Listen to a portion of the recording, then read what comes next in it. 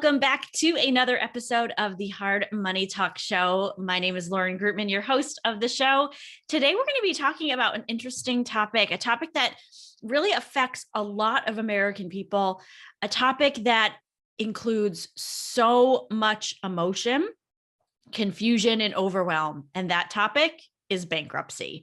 So today I've brought on my guest, Wesley, who's going to talk to you about how back in 2007, he had to claim Chapter 7 bankruptcy. He lost everything, and then how he climbed back to where he is today.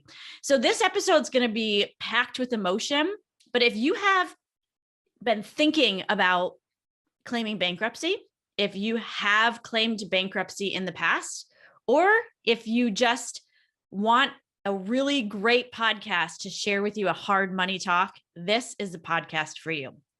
Today, we're going to be talking about all of the emotions that come with bankruptcy, all of the hard money situations on how to climb out of bankruptcy and get your credit score back on track so that you can have a better financial future. And Wes is going to bring in so many action-packed tips for you because now, 14 years later, he has a credit score in the 800s. He owns 2 homes. He started a website to help you learn how to do this, but it didn't come without a lot of trials and tribulation. And he's going to share all of that information with you today and share with you what it felt like to claim bankruptcy and lose everything. So you definitely want to tune in to this episode of Hard Money Talks. So let's go and bring Wesley on the show. All right, Wes, thanks so much for being on the show today. I'm glad to have you. Well, thanks for having me. Yeah. So we were talking a little bit before the show. I was just reading the about page on your website. And so, we talk a lot on this show about how we were raised, conditioning of the mind, things that we were brought up with around money and all of those kind of things. And I found it interesting, when we first talked about having you on the show, we were going to talk about bankruptcy and how you claim bankruptcy, sure. Which we're still going to talk about, but it seems like it kind of started further back for you, right? Like growing up, Sure. So like, how were you raised around money? I guess we'll just get right into it. Like get right into the good stuff. Like how were you raised around money? What was your upbringing like? Yeah, definitely. I grew up in a blue collar family. My father worked, my mother didn't. They divorced when I was really young, 4 years old. And my dad, when he remarried, my stepmother didn't make a lot of money either. She was working at restaurants and stuff like that. And so she had 2 kids, my dad and me. He was the primary breadwinner, and we just wasn't a lot of money to go around. So I started working when I was really young. I started doing a paper route when I was like 11, because I wanted when my dad was by himself, he bought me the nice shoes, and I didn't get a lot of stuff, but I got the new Michael Jordans, whenever they came out. And so that was like the one thing I got. But then when the families merged, we had 2 more kids, and then now my stepmother. So there wasn't really money to be buying those fancy shoes anymore and stuff like that. And I really enjoyed, my stepmother wanted us to work, go to the secondhand stores and the like Volume Shoe Store back then. I don't know if you remember who that. I don't know if that's even around. I don't remember that. I don't remember that. But now you're talking, and I'm thinking to myself, "Geez, my poor kids." Because I'm always like, "Let's go to the thrift store." Yeah. And my mom gets all her clothes from the thrift store almost still. I mean, she actually just recently started shopping at Walmart, like say within the last 10 years, and that's like a huge upgrade to her. She just like, oh, I just got this new shirt from Walmart, and she's frugal now. Not that she's doesn't have a lot of money, but she didn't, my parents got married when my mom was 16. She dropped out of 8th grade. I think she dropped out of school. My dad was 20. My mom had me when she was 20. And so they just did it all really young. So they weren't really prepared and young, and they're still figuring things out. They want us to have fun, but also now they're adults and they have a kid to take care of. And so, so I just, early on, I started learn that I was going to have to work to buy the things that I wanted to buy, and took on the paper route. started saving for things. I took out a job when I was about 14 and a half, I believe, washing dishes at night. I was working, going to school during the day, and then 3 nights a week, I believe, whatever the maximum amount of hours I could do is what I would do. And I'd go work at night while I was in high school. And during that time, I was coming up on 16. It was just, really started digging into credit and learning about how the heck could I buy the things that I wanted to buy. A car, more specifically. I was just dreaming about my cars. I wanted the fancy rims, or what I thought were fancy rims, to a 15-and-a-half-year-old, whatever those are. I don't think I'd consider them fancy anymore, but I thought they were fancy and cool, and the ones that were in the magazines and stuff. So just I did that all through high school, worked a couple dishwashing jobs. As soon as I could get a credit card, I applied for one. I think as soon as I turned 18, I got a store credit card, and it just started using credit to buy the things I want, for 15 years, or 10, 15 years, whatever it was. I was using my credit responsibly. Yeah, I would build up too much debt, and then sometimes it would take me a while to pay it off.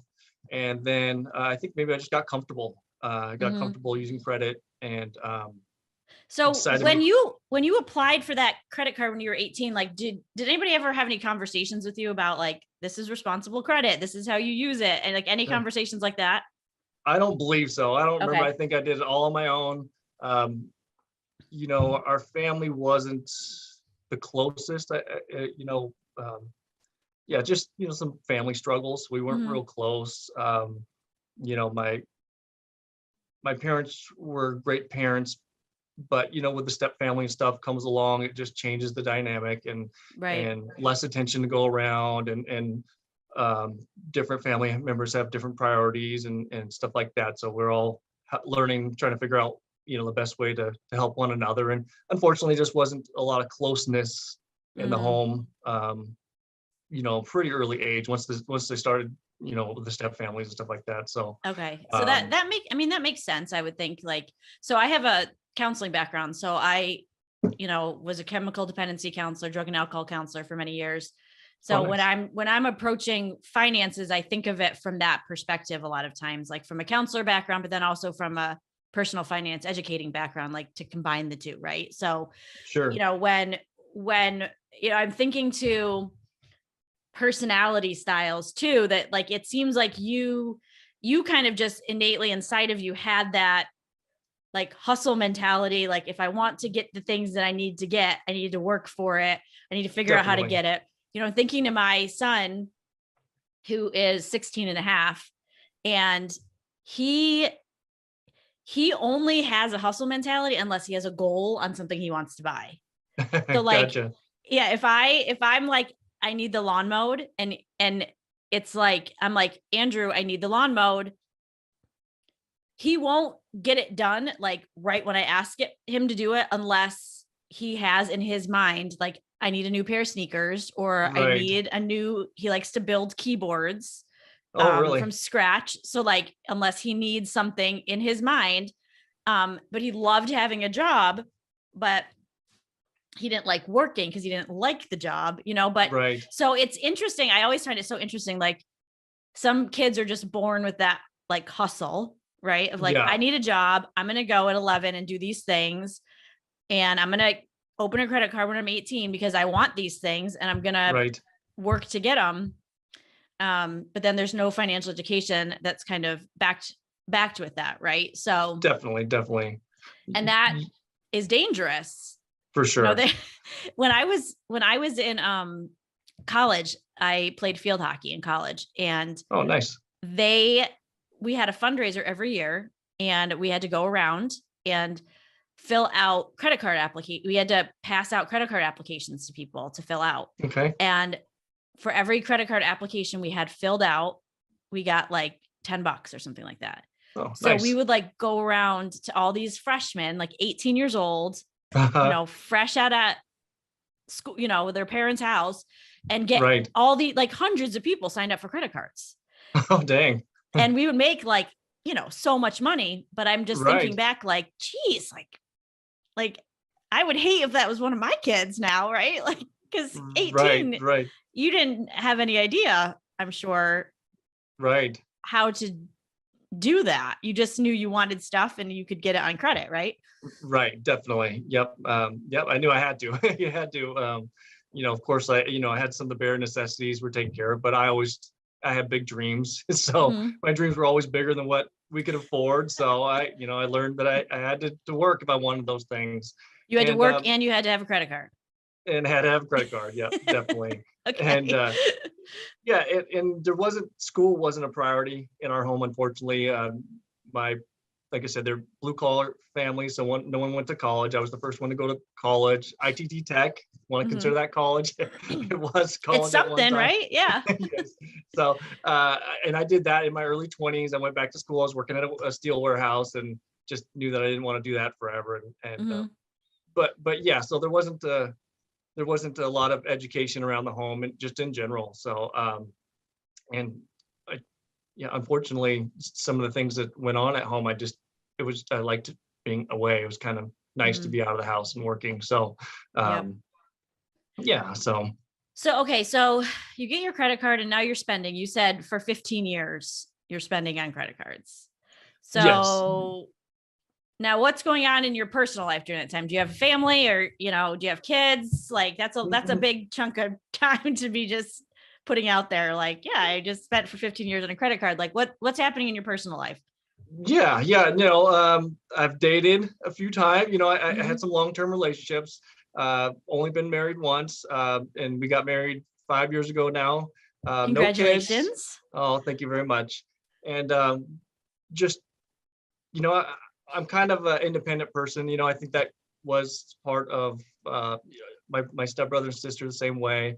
I think we all just kind of prefer to be out of the house, so we became independent real quickly. And I just like to have my freedom, I guess, is what Mhm. I'm trying to say. I'm trying to get at. It's so like I said, I've had long-term relationships, but went back to school.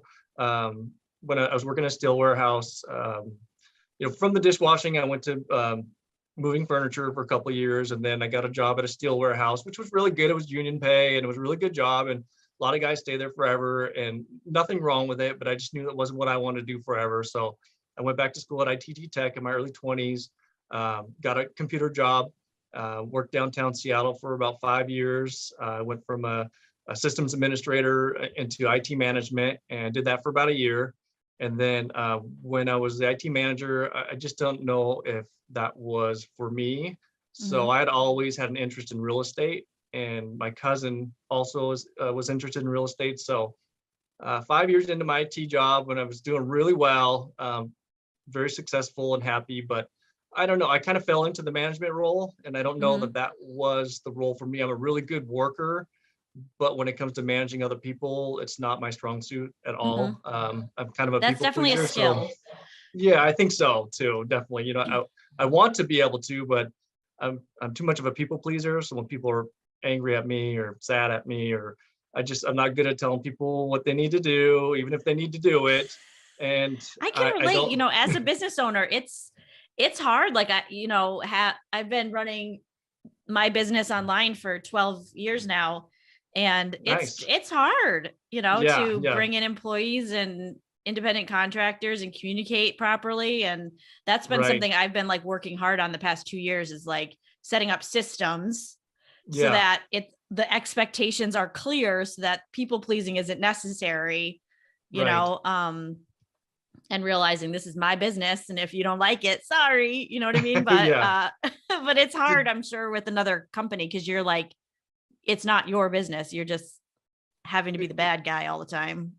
Exactly. Yeah. And I felt like I was the director of network operations, but really middle management is what I considered myself, because we have the general office manager and the owner and stuff like that. So yeah, I do feel it's a little easier with my own company, because I Hmm. can bring people on or not, but I was also 25, 26 at the time. And most of the guys that worked under me were older than me. Mm, Majority of them were more experienced than I was. I just happened to be with the company longer than them. got it. So, and I was the one guy who left the position. I was basically next in line, even though it just kind of worked out. They were happy with me. I did such a good job as a worker bee, but like I said, once I became management, it kind of slowly my interest just kind of, I just wasn't as interested, and just kind of just was dissatisfied a little bit, I guess.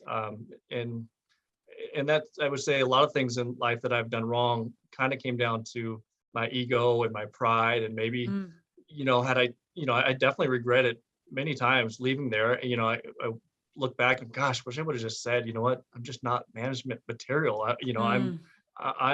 I'll be the lead sysadmin, but I don't want to be the guy telling everyone what to do and doing reports and sitting in meetings. I just want to go get the work done, Right. so. Oh, I love that you brought up the ego and pride piece, because that's huge. And I think, you know, I think back to one time in my life when I kind of hit rock bottom with my finances, and I was looking at losing my house, and I had a car towed away and like repoed, um and I had to like make a really hard decision because I was working in like a lot. I need to do a podcast episode on like MLMs, because I was in Oh, Mary Kay were you? Okay. years ago, like 16 years ago, maybe. I was pregnant with Andrew. So he's 16. So it was 17 years Okay. ago.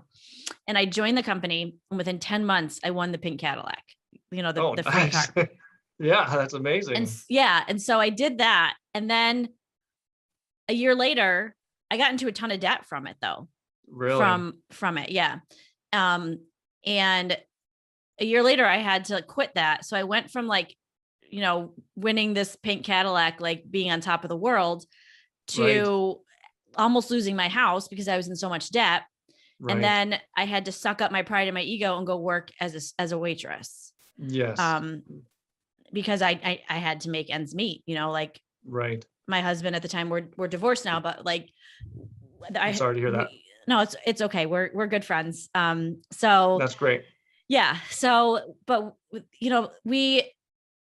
we had to make ends meet, and he had, a set salary, and it was like, well, I can go out and work at night. So we were like, ships passing in the night for a couple of years, but Right. I had to suck up my pride and my ego so much. And that I think is such a important topic when we're talking about finances, is because a lot of people have this ego of like, no, I am an IT manager. Like, I'm Right. not going to go into an entry level position right now, or I'm not going to do this.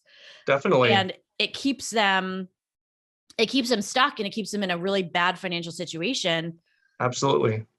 And unless they're willing to deal with that, and those are these hard money talks, right? Like, yeah, unless we're willing to deal with the ego and the pride, that issue, you're never going to deal with the other issues, because it's going to keep on like biting you in the ass. You know what I mean? Oh, absolutely. Yeah, definitely. You're going to keep making the same attest to stupid decisions.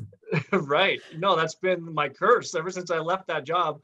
I've gone back to IT a few different times when I needed some cash, but it's always been extremely difficult. And I think when I left to go into real estate, and I realized real estate wasn't for me and it wasn't working out, I knew that if I went back in IT, I would have to go back for significantly less money than what I was making previously. And right. I think that's part of the reason why, as we're working, we're working to the bankruptcy part, but that's one of the things that led to it, I think, was my ego not wanting to go back and take a less paying job and starting over and just hoping some miracle happen and I'll start making more money in real estate. And that's deep. And I commend you for like being able to recognize that, because a lot of people cannot see that in themselves, of like, definitely, that ego and that pride of that led to this probably bankruptcy, right? As we get to that part of the story. But definitely.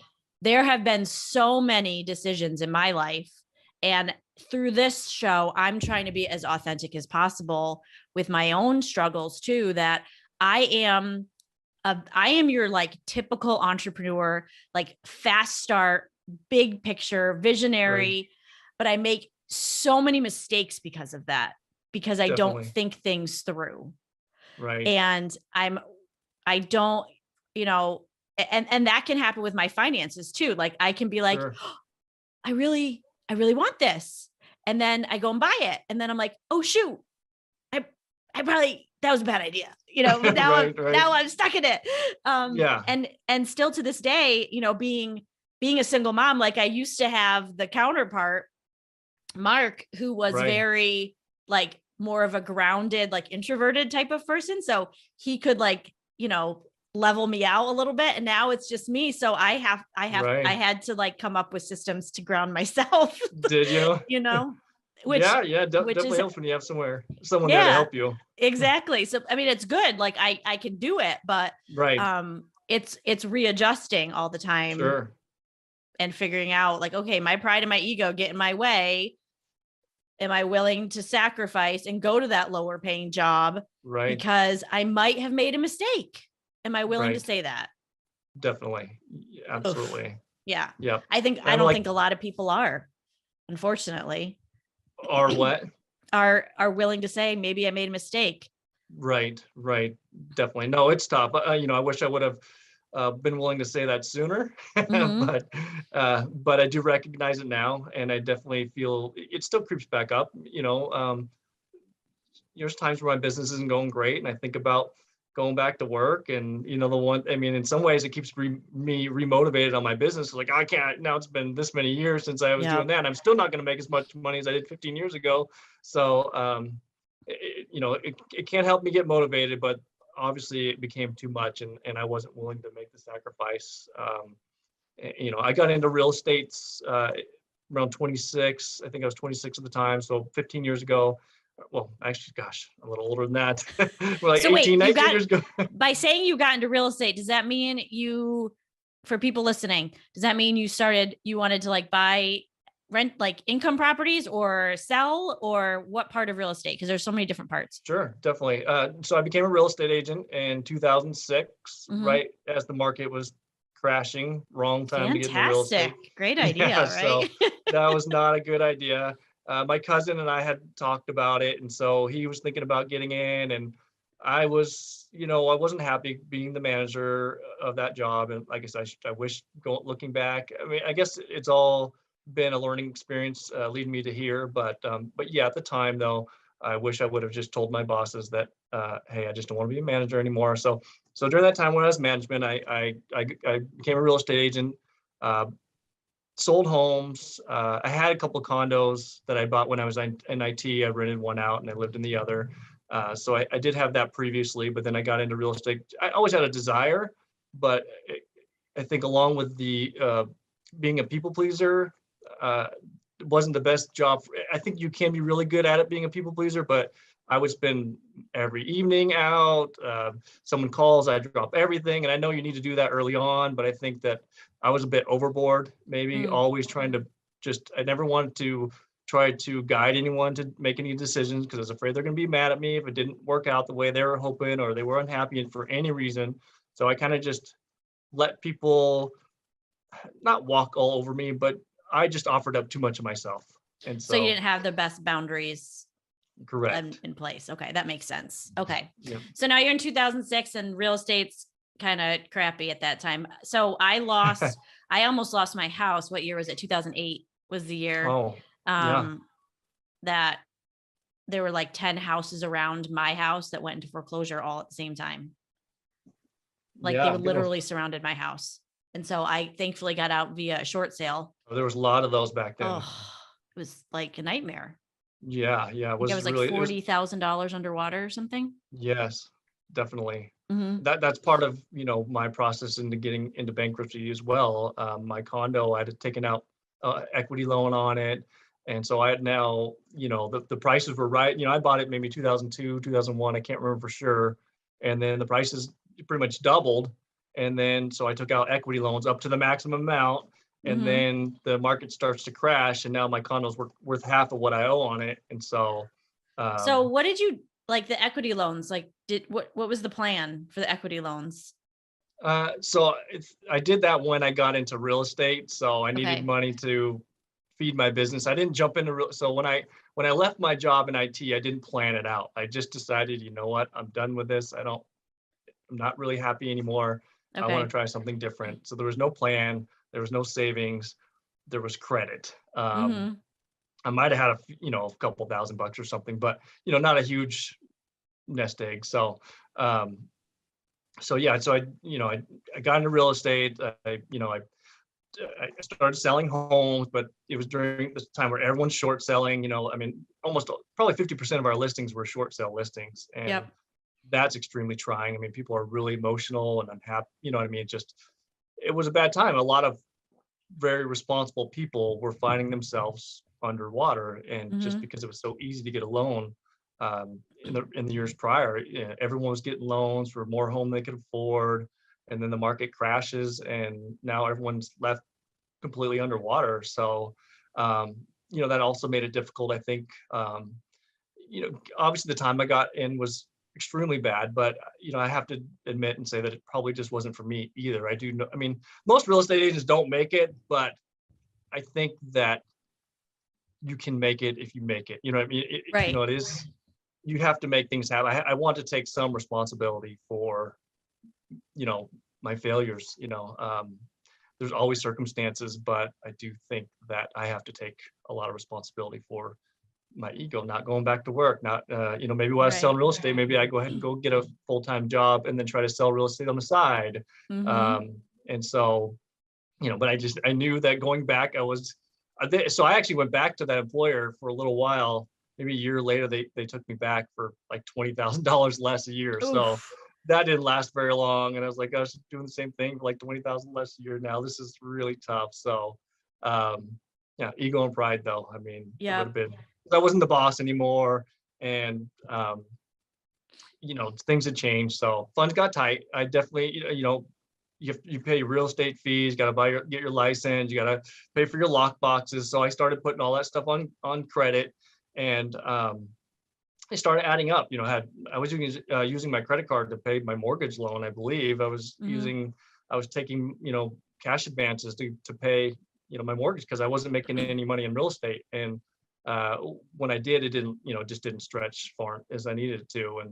And so yeah, so I started building up credit card. That's when it really all started tumbling down, is when I went to real estate, because I went from, and then I was used to a certain lifestyle too. I was Yep. making very good money for my age at the time, and lived downtown Seattle, and just was used to say the high life, but used to having money to do what I want. Bought a Mm-hmm. brand new car, uh, still had plenty of money left over. And I wasn't rich or anything, but I had plenty of money, and so I got used to being able to do what I wanted to do, and go wherever I wanted to go wherever I wanted to go when I wanted to go there, and buy whatever I wanted to buy.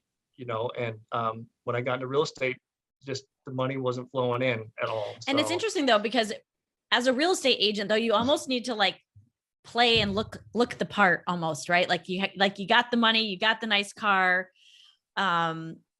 and there's the ego and pride again, right? Like you're not willing to give up those things, definitely, right? So yeah, absolutely, you want the lifestyle, you want the glamour, the to be able to do whatever you want, but then you don't want to go and work a full-time job making $20,000 less a year right. selling real estate on the side. So instead you just continue to play the role and hope that it doesn't catch up with you. But unfortunately it Right. did. It did. Yep, It did. So absolutely. talk to us about that. So how did this catch up to you? Like we all know, I started off the show talking about that you had to claim bankruptcy. So what was the process like then? So how did you get to that point? Yeah, so it started when I moved to real estate. I started building up, using up my credit quickly to pay for food, my mortgage, and so I just started catching up quickly. And then when the housing, when they all came crashing down, when I found out my condo was worth half as much as I owed on it, is when I really started thinking about declaring bankruptcy, because I just felt like, money was extremely tight. I mean, I didn't have money. Obviously, I was using credit to live, basically. And so that kind of was the thing that kickstarted me actually really thinking seriously about filing bankruptcy, because it was literally worth half as much as I owed on it now. So I was feeling just disappointed, and obviously the debt that I had racked up, and it's like, well, gosh, that's could take a long time for that condo to go up in value again. I'm underwater this much money already, and it was too far down to even do a short sale, I think. And I think there's tax implications back then too. If you did a short sale, you might have to write off as income or something. I can't remember for sure. But that's really when I started weighing my options though about should I consider bankruptcy. I probably should have done it sooner than I did. It's hard because I'm embarrassed about it. Some people look down on you, if you file bankruptcy, and I get it. I get that I could have made better decisions to not get there, could have gone and taken that job for less money. And so I dragged my feet with it for a long time until I just couldn't, I didn't see any way out anymore. I didn't see the condo was worth half as much. All my credit cards were racked to the max. I was still, at the time, $650 on my truck payment. And so there really was no money left. That's basically, I think, how I got there. There was no equity to take out anymore. The credit cards were all maxed and I was robbing Peter to pay Paul. Right. And so it just, it was tough though. I mean, I did not want to do it at all. But obviously I didn't want to get out of it bad enough to go get a job. But it wasn't because I didn't want to work. I was working hard in real estate, maybe not working on the right things, but it was the ego. It was the ego and the pride. I couldn't go back to doing IT again for half as much as I was making before and kind of starting all over with the company. It's just silly. It's all in my head. I mean, it was nothing but me. Nobody else would have probably cared or even known that I was making less money, or a few people closest to me, but my head, it was this huge embarrassing thing. And bankruptcy is embarrassing also, but I think that this is really, I have not been open about bankruptcy. So bankruptcy, I was able to hide more. I haven't been open about that until recently.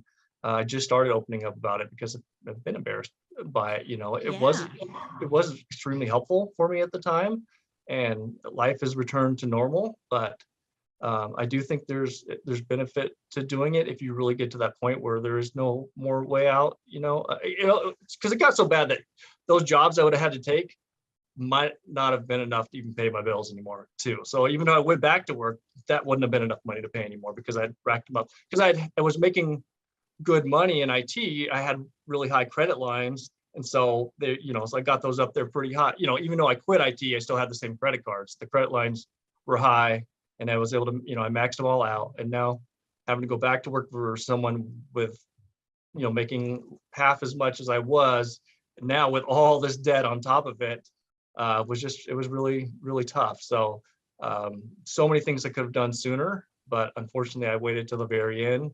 And, so just, I commend you for, I commend you for talking about that, because I think one of the things that you just said, like, stuck out to me, which was you saw no hope, Definitely. and there have been many times where I've sat down with people in my community or doing like individual consultations with people through Zoom or whatever. And that's exactly what comes out of their mouth was, I don't see any hope in this. Even if I take on a second or a third job, I'm still not going to have enough money to pay my bills. Right. Yeah, definitely. But then there's that shame attached to it of, if I do this, then I'm really going to be a failure. Right. Like, and everybody's going to know it. Like, I'm going to lose everything. Yeah. Right.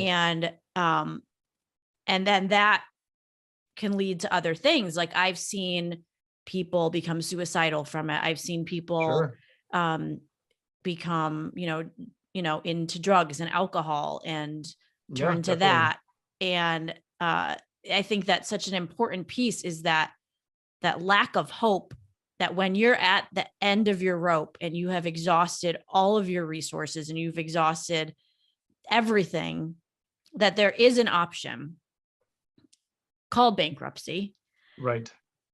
But it's not something to be taken lightly. I think that's the message, right? That you're trying to get out, that you look back and say, okay, there are things that I could have done differently. Like, you probably could have gone to see a financial counselor earlier, and helped do that. You probably could have gone back to the IT job. There are certain things that you could have done. Right. Definitely along the way, for sure. But at this point, and I think people get stuck in that mentality of like, but I should have done this. So I'm not going to claim bankruptcy because I made these mistakes and I should have claimed, I should have done this. I should have done that. So because of those shoulds, I'm going to stay stuck and be miserable. And it's like, well, okay, so you made those mistakes. Okay, they're done and over with. Now you have to make the decision of where you want to go next, right? You can stay stuck in your pain and your shame and your embarrassment, or you can make a decision to claim bankruptcy, take one on the chin, suck it up, and then let's go move on. So what was that decision for you? Like, because I'm sure that was full of all those kind of emotions. And then, so how did you finally come to that decision? And then what did you do about it? Because I can imagine then you're like, okay, now what do I do?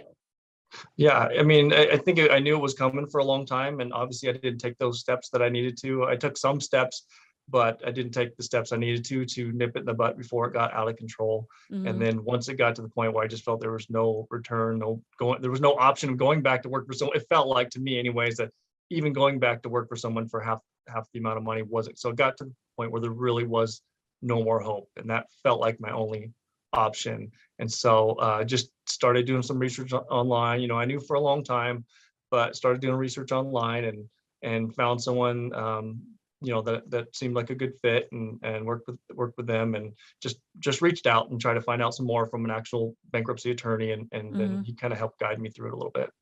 If you started 2022 with more debt than you'd like to have, you're not alone. Debt.com is here to help.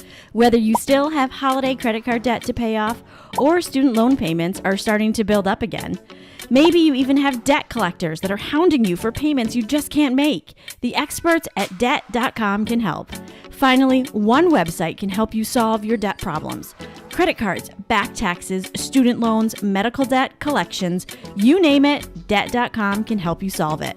And they do it with no judgments, because they understand that when people end up in debt, it's usually for things outside their control, like job loss or divorce or some other hardship. So if you're in debt, visit laurengrutman.com/debt to get the relief you need, or call 888-431-2044 to get a free consultation with a debt relief specialist. Find solutions to get out of debt, fix your credit, and get on the path to achieving your financial goals. When life happens, visit Debt.com. I was thinking as you're talking, have you watched Squid Games? I have not. No, I want to. My wife is not interested for some reason. Okay, so ironically, Squid Games has a very deep financial meaning behind it. So for those of you that don't want to watch it, or this is going to be a spoiler alert. So for those of you that, just plug your ears for a minute. But so all of the people that end up in Squid Games to play the game are actually people that are in like millions of dollars worth of debt. Really? From gambling, from whatever. Right. And they all got chosen to come into this game to win money to pay off their debt. Right. And so they all think that this is like a great thing.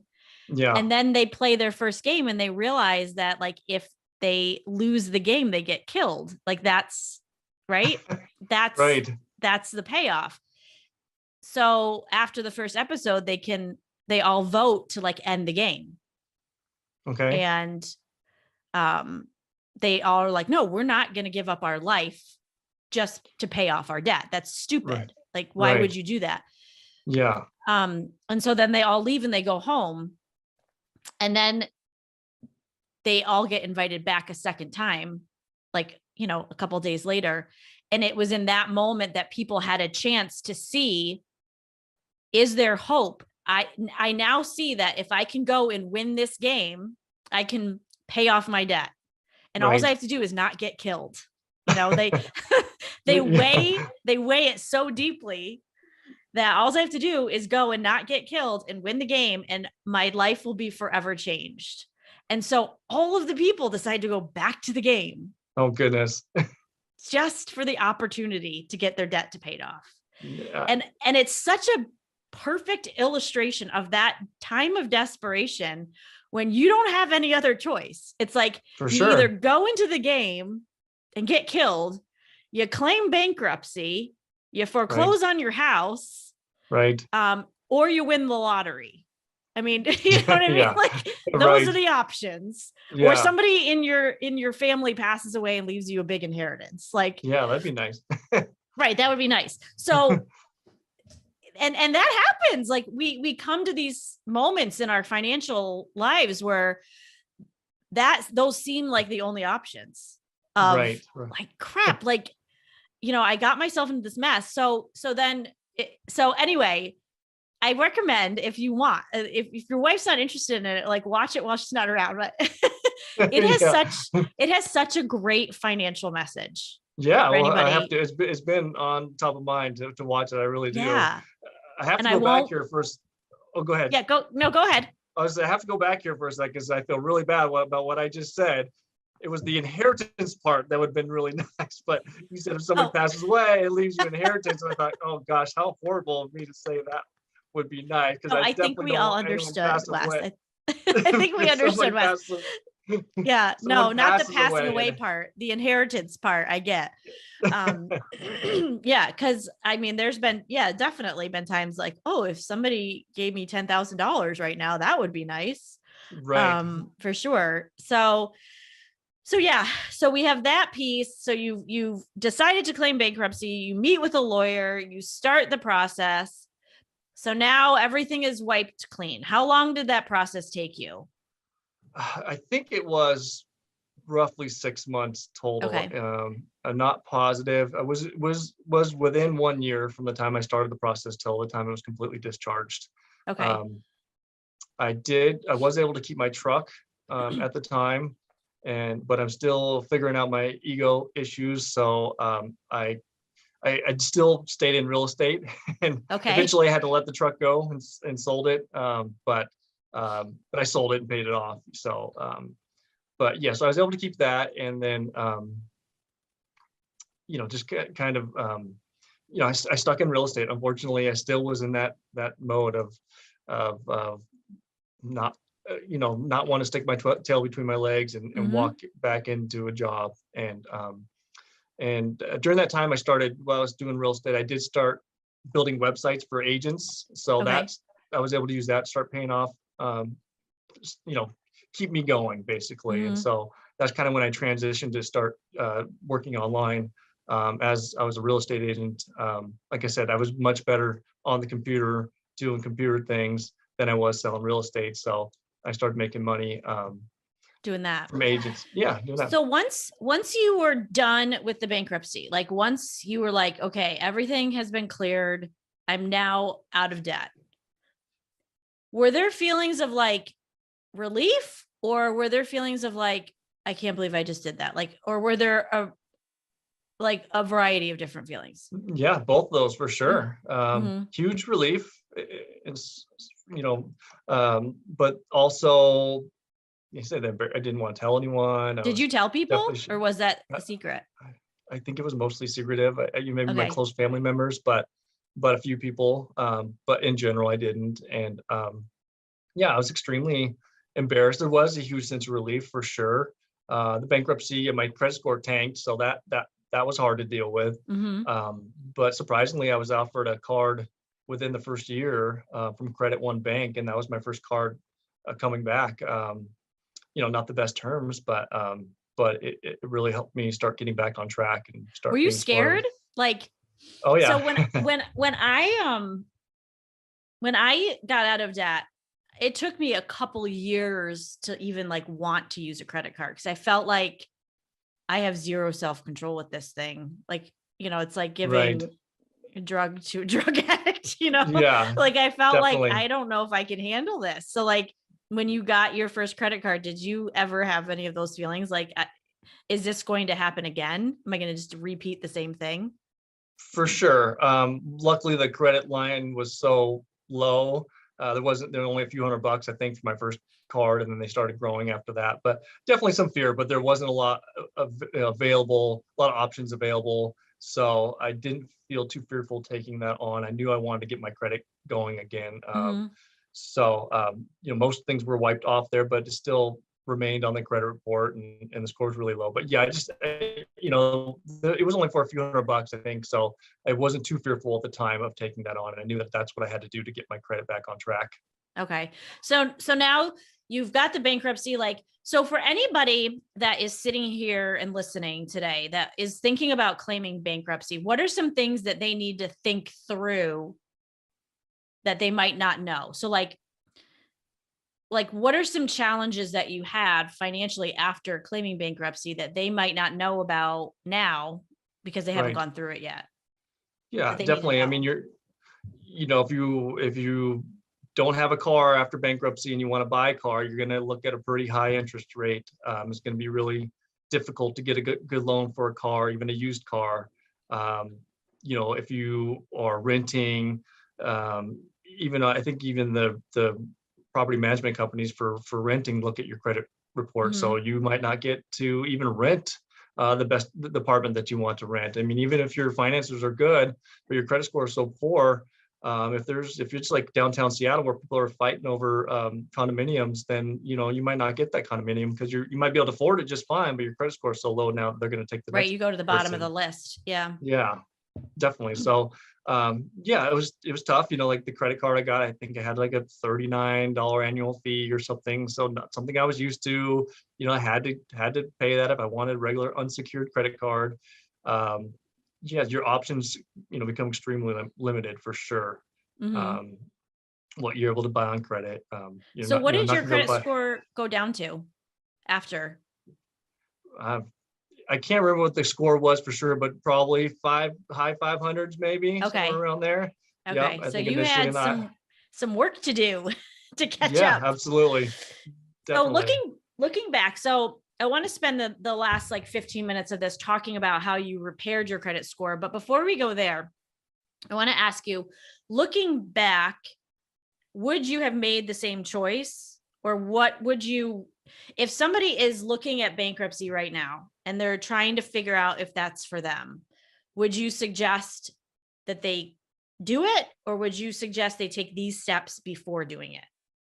I think it really depends on where they're at in the process, how far gone they are already, how much debt they've acquired. And I think it's going to be different for each person's situation. I do think that it can be extremely helpful if you get to that point where you just don't see any way to get out of it. I definitely, I was able to get back to normal for sure. I do think that if you're early on and you do have options, if you have I didn't have a steady income, so that was part of the problem. If you have a steady income, I think it's easier to put down a plan and start. A lot easier to when you have money you can count on every month to pay towards your debt. I think that then there's more options for you to get out of it. But unfortunately, even with a good paying job, you could get to that point where people have medical bills, people have any number of things that could come up that we don't expect. A new baby, parent dies, maybe they didn't have any money, so you had to pay for all the expenses. I mean, so many things can put you in the situation. But I do think that if you're early on and you do have a full-time regular income job, I think you definitely should think about budget, trying to put together a better budget and seeing if you can find any way out, even if it's a couple of years down the road. It's going to take you a couple of years at least to be able to start building up your credit again, to buy a home or buy a car. So, I think it's worth the sacrifices to get it before it's too late. But I do believe that there does come a point where it is too late. And I think you need if you think it's imminent, then you need to just go ahead and do it. I think if you are in your head, that it's going to happen eventually, then I don't think you should probably drag your feet if you do not see any other way out. But if there's, if you have options available, then I highly recommend, trying to pay that debt down. Yeah, I totally agree with that. And I think that the key too is figuring out how you got to that place in the first place. So I've had people come to me that have claimed bankruptcy twice, and then it's like, okay, so we need to go a different route. You not only need financial counseling, but I think you need some therapy too, Yeah. and I people take that as such an offense, but I am like, therapy for me is like, it's like my favorite time of the week. Like I Really? absolutely love it because Oh, that's I can great. unpack everything that's going on inside of my brain. Yeah. You know, I've had, you know, therapists on here that talk about deep family trauma that Hmm. comes from childhood and how that affects our spending growing up. And, you Oh, know, yeah. mental health issues, like a lot of people that have bipolar, undiagnosed bipolar, have, you know, major spending issues, and they don't realize it's because they have mental health issues as well. So Right. how do we get that under control? So Right. if there's a way to get therapy and combine that with financial counseling, especially for people that have not only done this once, but twice, it's like, okay, there's something deeper Right. going on here, there, but not saying that that's your situation. I'm not saying that's yours, but I'm just saying, like, in general, that I think that that's another option to think about as well. That if you've done this more than once, that there might be something else. And I'll link Going that on. in the show notes, the episode that we did with Ed Combs about the financial trauma or just Oh, family trauma from early childhood. Because I know for me growing up, like, I was taught, and actually I discovered this when I was doing the podcast episode with him about how when I was brought up, like, the special time that I got with my mom was when she let me skip school, and we used to go have mental health days to go shopping at the mall. there you go. So like, I'm a grown up now, and I'm like, ooh, mental health day means I need to go shopping.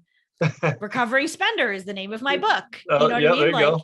so all these connections of how we were raised with money and feelings and all of that really can affect how we were brought up Oh, and how we definitely. spend money now.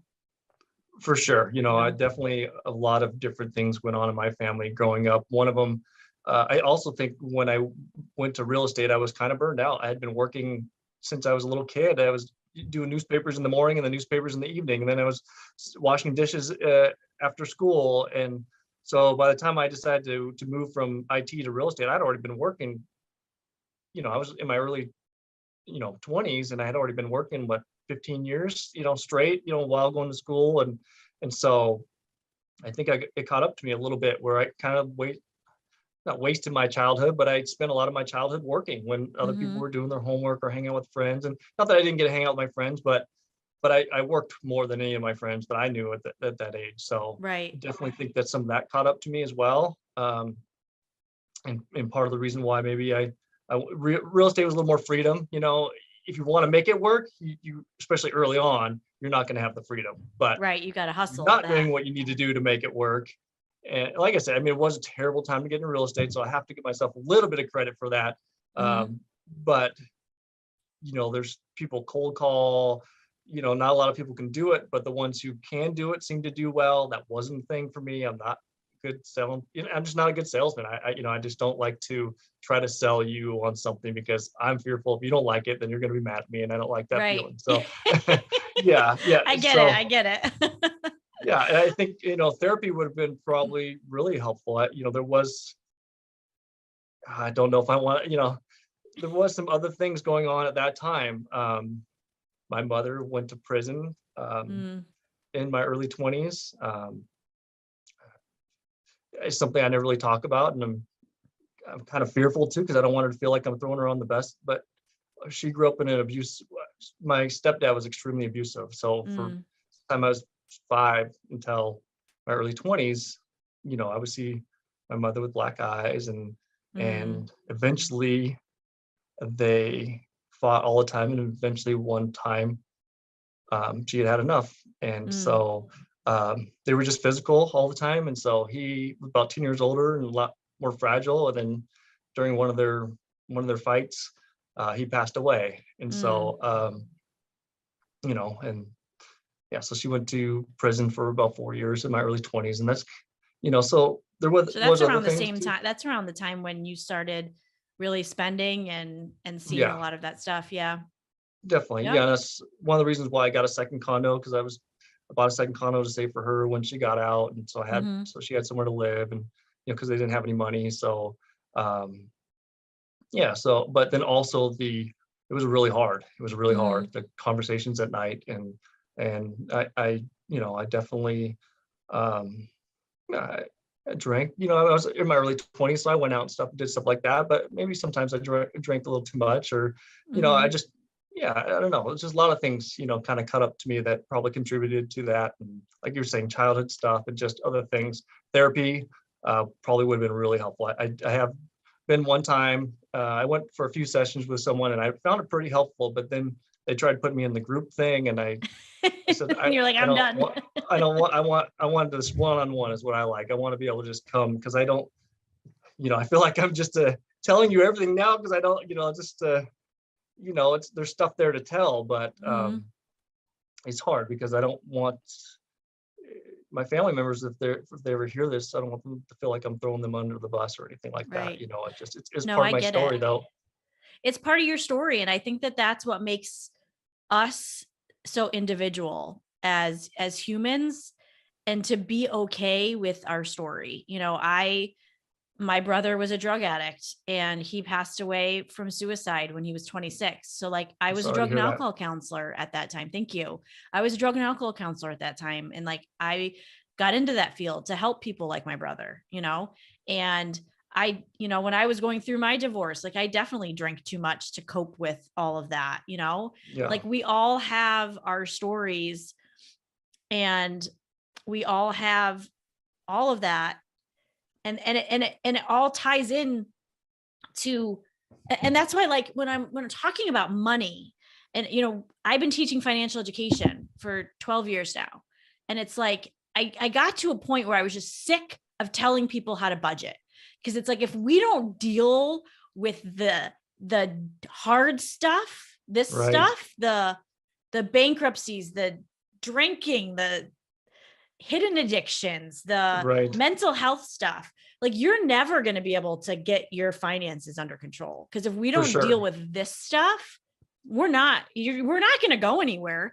And so I just, in the past year, I've just been racking my brain of like, what can I do to help people get their finances under control? And it's like, okay, we've got to start talking about these hard money conversations, because if we Right. don't, we're never gonna get here. We're never gonna get to the good stuff where we have financial security, where we have, wealth, all of that. Right.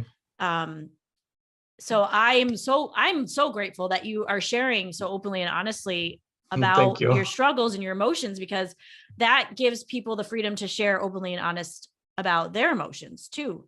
Because if we Thank you. continue to just pretend like everything's fine, Right. I mean, like I can do that all day. Yeah. I'm on television. I can put the TV face on and like pretend like life is good all day long. Right. Very few people can have these kind of conversations of like, I saw no hope. And, my brother was in and out of jail my whole life before he died. Really? Prison. Wow. Oh my gosh. There were so many times where I would like, as a little girl, so he went into jail. I remember very distinctly, he was 16, so I was 14. And he got arrested for stealing my dad's computer. He like came back, he was homeless. He stole my dad's computer, and I watched him get handcuffed, and I watched him like get driven away in the police car. And I remember he put his hand up against the window and he's like, help me. And I was 14. Wow. And I just like remember being like, I don't get this. I don't understand, and that desperation. So like I've been there before. So in my own personal life, just feeling desperate, like I just need a change, Yeah. So definitely. So let's just switch gears and wrap up, because I want to give people some helpful tips on what you did to recover from this, because you're doing very well now. I mean, you have a great website, APR, it's aprfinder.com. Yep, aprfinder.com. So, and we actually met, we were at FinCon, which is like my favorite conference that I go to. We met briefly there. And so talk to me about how you recovered from the bankruptcy. I know you have like a rocking credit score now in the 800s and you're married and you own 2 homes. So like, how did you recover? Like, how can people have hope after bankruptcy? Definitely. One was rebuilding my credit right away. I did take on that. For me, that's what worked for me. For other people, might not be the right thing, but for me, started building up my credit score. Again, got that credit card. The next year I got 2 more credit cards. And Were these as I started to secured pay or off, were these unsecured cards? none of them were secured, surprisingly. Yeah. So Credit One Bank was the first one I got. Can you explain that difference? Because for people listening, I don't know if they understand the difference between secured and unsecured. Yeah, definitely. So secured card, you usually deposit, say if you want a credit line of $400, you deposit $400 into the bank or with the issuer, and that balance would stay in there in case you use the credit on the card to buy things and it didn't pay off the card because your credit score is bad, so they don't know if they can trust that you're going to pay off your debt. So they have to have that money there to protect themselves. If you build up $400 and don't pay it, then they can take that money out that you've deposited. They have on hold there for you. So if you spend wisely and pay off your card and want to cancel that card once you get your credit score up, then you'll get that deposit back. But generally, it's not a bad way to go. I didn't need to. I was sent the offer in the mail. I was like, oh, that's cool. I might as well apply for this, see what happens. And so I didn't need to, but I do think that it's a good option for people. So unsecured card, there's no deposit. You don't need to put a deposit down. For me, because this was my first card after bankruptcy, I had an annual fee, $39 a month, I think. Interest rates were high, but my goal was to rebuild my credit. So buy stuff on the card, pay it off each month. So so that's that was so I started doing that, got multiple cards. Because one, I want to I don't have the Credit One Bank one anymore because I don't like paying the annual fee and I didn't like the high rates, but that's what I had to do at the time. And it was worth it because it helped me graduate into better cards with lower interest rates, no annual fee. Now I've got like 20 cards, but nothing's on any of them. I each card has different benefits. Your rewards are different. So I'll use some to pay my cell phone because I'll get 5% back there. Other ones are just straight 1.5% across the board. But it just, one, because of the industry I'm in, because my business APRfinder.com has to do with credit cards. So that's one of the reasons I have so many now, is because I want to explore the cards I'm talking about. I want to have a better understanding of what they're really like, what rewards are and how to use them and stuff like that. So so I did eventually have to go back to work. I did before, not real estate. I did work for myself for a while doing the websites, and that was fine. It was much better than the real estate pay was for me, but I did eventually have to go back to work and then got a job and bought a home. So that was after bankruptcy. So 6 years later, I was able to buy a home on my own. I was going to ask how long that took. So 6 years. So were you just renting? Renting, yeah, mostly renting. Okay. So I probably could have bought a home sooner, but I just wasn't prepared to, because I still wasn't ready to give up real estate and do my own business that I was working on. And so the business was successful, but it was I wasn't very good with clients. It was client work, and I'm not very good with clients because the same type of thing. Now instead of having one boss, now I'm having to please all these people, and I always sell myself short. I never charge enough, and I work way longer than I should because I just don't know how to find the right balance, because I just want people to be happy with me, and sometimes I'm just not good at finding the balance of keeping them happy, but also doing a good job for them. So eventually I figured that wasn't for me. I don't like the client work. So I did go back and get an IT job, moved to Yakima, which is, I'm in Washington now. It's on the east side of the mountains, where homes are a lot cheaper. So I did go back to work. I was making $20,000 less than I'd made 10 years earlier in IT, but in Yakima, the money goes a little further. So I was still able to buy a nice, 3-bedroom, 3-bath home. And then I met my wife, and about a year later, and then we got married a year after that, and moved in with her here. She has a home here in Wenatchee, and then I had my rental in Yakima still. So awesome. So now so I find that the interesting part, I love what you just said about you took the $20,000 less job, but then you found a place to live that was cheaper too. Right. So yep, definitely. So yeah, you took a less paying job, but the money went further. I think that's this place, Yeah, I do think that it did help me, because going back to Seattle, where it's really expensive and making less money, was kind of it was hard for me. So moving to a completely new place and getting a respectable salary in that area, and where I could buy 3 times as much home, it made it worth it for me. So yeah, I mean, I think that's it worked well for me. I was Mhm. able to go back. The reason I quit that job is because I moved to Wenatchee, where my wife lived, and then I worked in IT for a little while here, and then was making enough money online again to start doing that again. Yeah, that's awesome. So now tell us about like your business now. Like what is the purpose behind why you started APR Finder? Yeah, yep, definitely. So it all goes back to my experience with credit. So the goal of aprfinder.com is to help people find low interest rate loans, lines of credit, and credit card, but also during that process, teaching them what it takes to get a lower interest rate loan. I do a lot of um, content on there about rebuilding your credit score, Mhm. working with the credit bureaus. It's pretty amazing how many people out there need help with that, and the credit bureaus just aren't as helpful as they should be. Right. And majority of the comments on my site are people struggling to work with the credit bureaus to get their information, to get their credit report updated.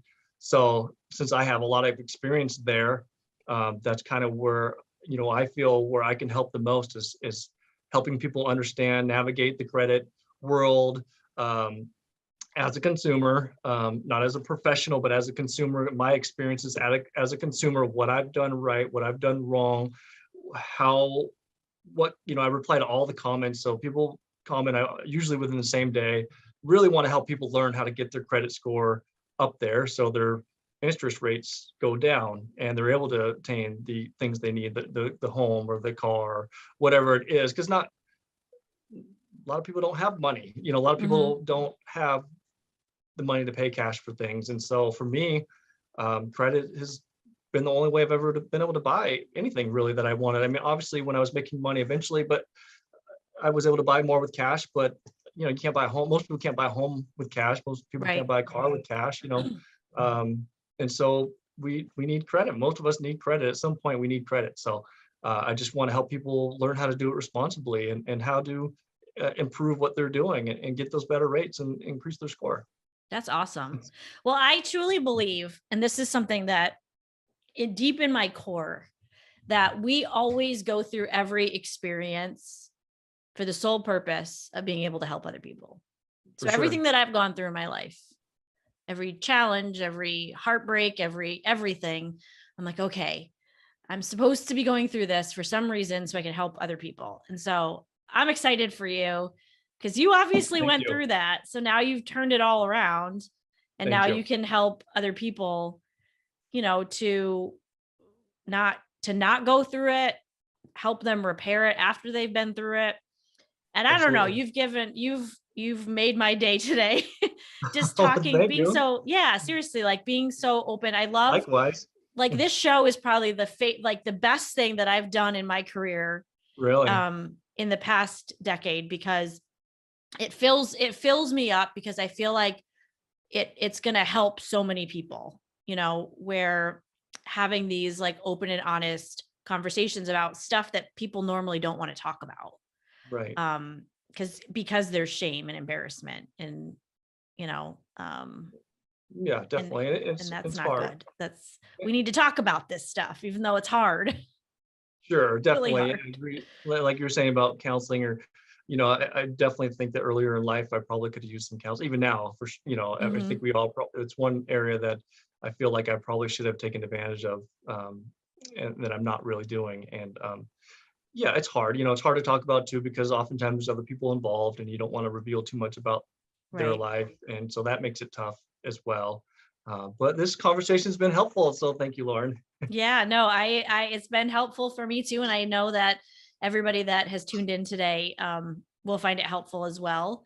So I'm just grateful that you took the time out of your day, and I will put everything in the show notes of everybody that's listening today so that they can find you online and connect with you, and definitely check out your website for those kind of details. Because everybody says, we have the Dave Ramsey fans who are like, no credit, no credit, no credit. And I'm kind of like, you need credit. Like these Yeah. days, I just believe that, like, you try and go find a rental without credit. Like you're not going to get it, you know? For sure. And Definitely. so I definitely think you need to focus on having good credit. It's something you need these days. And, you know, obviously set up boundaries. If you know that you have a problem with credit cards, like I use credit cards, but I have boundaries around which ones I use and all of that. So, you know, if you have a problem with credit card debt, like it's probably not the best idea for you to be having 20 credit cards. Like for somebody that's listening, like, oh, maybe I should go get 20 credit cards. Like, hey, you know, if you're like a shopaholic, that's probably not the best idea. No, I just, because, you know, the business I'm in and writing about them and stuff. It makes sense for you. I mean, sense. I have friends that are like travel hackers, and that's all they do is sign up for credit cards and, you know, get the points and put all the money on this and then use that to go to Europe. And I'm like, yes, like I've done that before too. So totally get it. And I totally support it. Yeah, definitely. I mean, I literally pay them off every month now. I charge them up just because everything comes off automatically these days. So it's just easy to have a card rather than my debit card, get rewarded, and then pay it off each month. And that's what really got my score up to 845. I think has been as high. I'm around 840 right now, but 845. 845 from bankruptcy to 845. That's pretty good. You know, it's one thing. Digital high five. Thank you. Yeah. So I try to create before this show. I try to, if you can see, I got the video stuff set up there. I'm trying to create a channel called Talking Credit with Wes. I was hoping to get it done before our show. I didn't, but I think that's going to be a lot better for me to really be able to connect with people and really be able to share with people. And I'm starting from scratch. What is credit? And going to work up from there. Love it. And yeah, so that's where I'm going next. APR Finder, I'm going to always work on improving that and building that up. But I think that the YouTube is going to help me better help people. Yeah, definitely. And let us know when that's up and we'll update the show notes to put that in the link to the show notes. So, well, thank you for spending time with us today. I hope this was helpful to everybody. I know it was awesome for me. So thank you, Wes, so much. Thank you so much. Very grateful. Okay. Now that was an awesome interview. Thank you, Wes, for coming on. I was so incredibly blessed by his transparency. I don't know about all of you, but I just think that it takes so much strength to come on and talk about these hard money conversations and share the difficulties and the feelings and the struggles behind things like bankruptcy, because that is one of the things I feel like that people don't want to talk about. It's one of those hard money talks. And if you're having trouble with any of these hard money talks, I invite you to my stress-free money community where we meet every week talking about these hard money topics. I help you with courses and programs and resources to help you get back on track and become a part of my online community. So you can go and check those out in the show notes as well. And you can go to laurengrootman.com/community to find out more details on how to join that as well. I hope you enjoyed this episode. And like I said, I would love any kind of reviews that you have, any likes or comments.